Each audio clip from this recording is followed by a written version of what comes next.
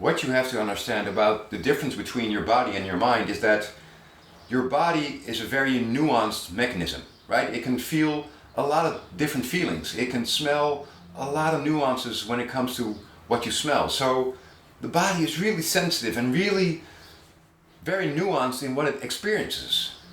But the mind is not. The mind is an extreme machine.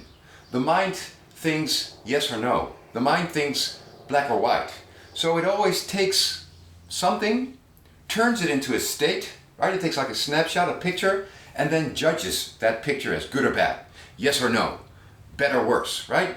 So the mechanism of your mind is it works in snapshots, 1, 2, it judges that snapshot, 3, it can only judge yes or no. While the body that lives in reality has none of these aspects to it, right? It can't think extreme, right? Extreme is always really painful or really joyful, but it's on the edges of the spectrum of what you can experience, and you rarely get there. And if you do, you can't maintain that feeling for long. It can't judge anything. It just feels, it just happens. Now it might create some sort of emotion as a result of what it feels, but it's very flowy, right? It can't also capture a state. It can only move. So the body is moving through time and space. It is a very nuanced mechanism, and it doesn't have an opinion on what's going on. All the while the mind is trying to get things fixed, is doing really extreme judgments on those, and things only in black and white.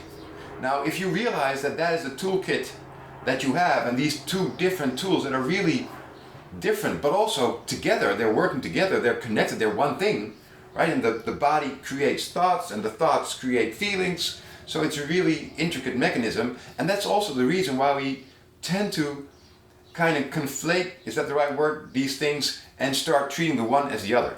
So we start to think that maybe our body and our emotions should be in a fixed state too, and that should be an extreme state, and that we should judge positively. Hence you come to these states of happiness or bliss or enlightenment, all these ideas about what if the workings of the mind could create a state for the body. Right? It's the mind's desire to turn the body into a concept, into a mind thing.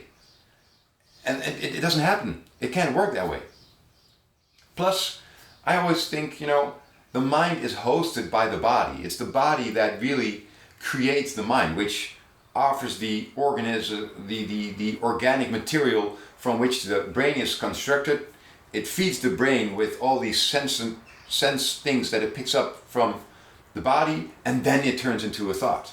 So the thought is the result of the body. The body isn't the result of the thought. Now, as a conscious being, they're fused together, but don't let the mind take over. Don't let yourself think that your mind is in control and that what it thinks should be real. And right, it's the survival mechanism of the mind to do that. It's the way it can perpetuate itself, because it will never get what it wants, and so it can keep on wanting, because thinking is wanting and wanting is thinking.